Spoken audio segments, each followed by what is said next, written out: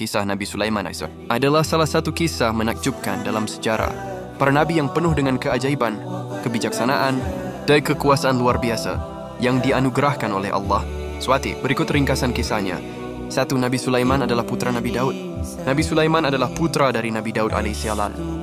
Ia mewarisi kenabian sekaligus kerajaan ayahnya. Allah memberinya hikmah luar biasa sejak muda. 2. Diberi kekuasaan luar biasa.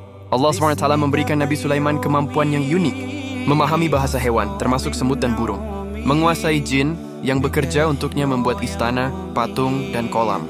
Angin dapat diperintah olehnya untuk membawa rombongan ke tempat yang jauh dalam waktu singkat. 3. Kisah semut.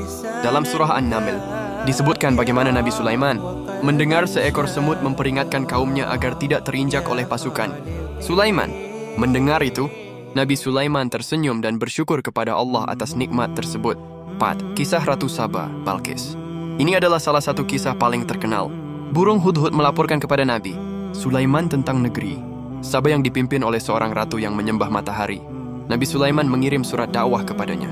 Ratu Balqis akhirnya datang dan masuk Islam setelah melihat keajaiban Nabi Sulaiman, termasuk istananya yang luar biasa dan singgasananya yang dipindahkan dalam sekejap.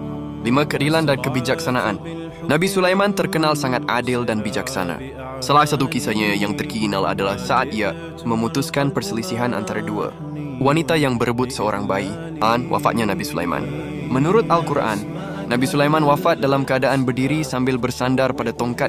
Para jin terus bekerja, tidak mengetahui bahwa beliau telah wafat, sampai tongkatnya dimakan rayap dan tubuhnya roboh. Ini menunjukkan bahwa jin tidak mengetahui hal gaib. Kisah Nabi Sulaiman terdapat dalam beberapa surah, termasuk surah An-Naml, surah Saba, surah Sad,